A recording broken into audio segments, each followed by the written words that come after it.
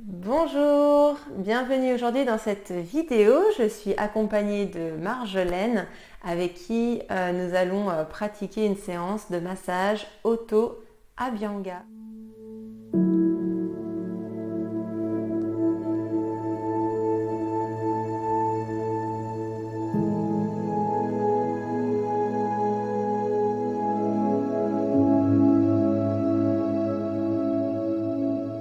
Je m'appelle Marjolaine, je suis thérapeute corporelle ayurvédique, donc c'est un nom scientifique pour expliquer que je pratique des massages indiens de tradition indienne qui vont permettre de réharmoniser, de se réancrer dans sa vie et d'apporter des solutions à des douleurs au niveau du corps. Ça peut aller de la sciatique à l'arthrose, au mal de dos. Le massage Otto Abhyanga, il est à faire tous les jours.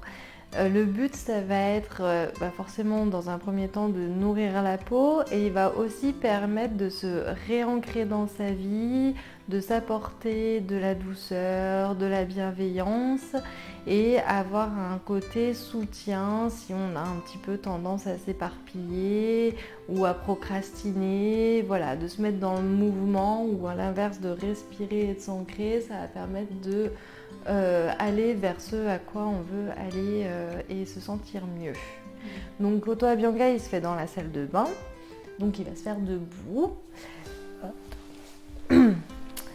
Pour les huiles, je le rappelle, les Vata, on va préférer du coup une huile de sésame. Pour les Pitta, on va préférer une huile de noix de coco. Et pour les Kapha, on partira plutôt sur une huile de tournesol ou si vous en trouvez, la moutarde, qui est un peu chauffante et qui est détoxifiante.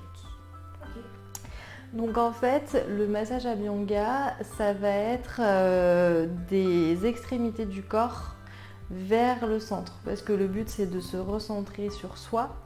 Donc on commence par les pieds, on continue avec les mains et on finira par le dos et le ventre en dernier. Donc du coup, on va beaucoup accentuer sur les articulations et on va remonter du coup vers le tronc. Si je te montre, en fait, on commence par les pieds. Donc en fait, tu prends de l'huile. Et tu vas commencer par les pieds, tu vas faire articulation de la cheville, tu en fais x3, voilà. Et ensuite tu tournes à l'intérieur de toi et voilà, tu appliques l'huile et tu refais x3 au niveau du genou. Et tu continues et tu montes sur la cuisse.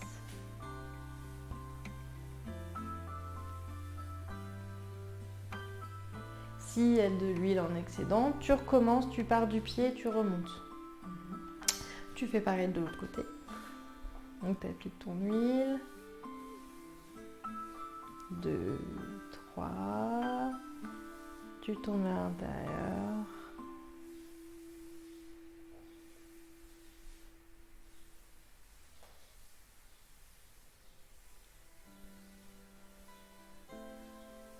Il faut que ce soit un moment vraiment sensuel avec soi-même. On s'aime, on se badigeonne, on prend soin de soi, on s'apporte de la douceur, on respire, on fait ça en conscience. Donc après, pareil, tu reprends de l'huile, tu vas faire un peu tes mains, tu t'en mets bien de partout. Et donc tu commences par un premier bras, donc le poignet x3. Et après, tu t'en mets sur l'avant-bras. Bon, après, tu peux faire donc des ronds comme ça. Hop. x3 au niveau de l'articulation.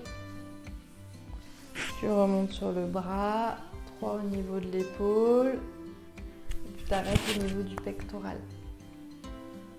Voilà. Donc, pareil, s'il y a de l'huile en trop, tu refais de la main. Et tu remontes, tu fais l'autre côté.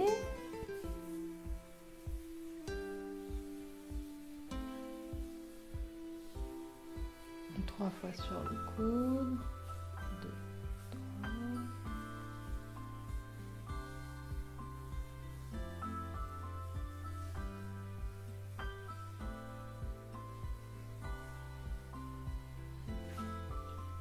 Ensuite, on va s'en mettre sur le dos. Donc on prend de l'huile et au niveau du dos, on va s'appliquer en faisant des ronds. Et on descend vers le sacrum. Voilà, on se masse bien, on y va, on est généreux avec soi-même, on se fait du bien, on se masse les muscles s'ils ont besoin. Souvent il y a plein de tensions au niveau du dos. Voilà. Et tu peux après remonter et tu finis le dos au niveau des trapèzes. Et là pareil, tu te fais plaisir, tu te masses, tu te soulages, toutes les petites tensions au niveau des trapèzes. Voilà. Et on finit par le ventre. Donc on reprend de l'huile. Donc on peut très bien se faire un petit tour au niveau des seins. Et après le ventre, c'est tout simple. Dans le sens du transit toujours, donc c'est les aiguilles d'une montre. Et on va faire des ronds. Et on prend bien tout le ventre. Le nombre de fois qu'on a envie de se masser le ventre. On appuie un peu plus si on est un peu constipé pour faire évacuer tout ça.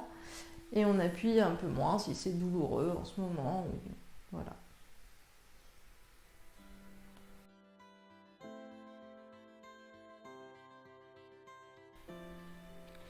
Donc ce massage auto-abhyanga, pour redire un petit peu, il doit se pratiquer dans l'idéal tous les jours.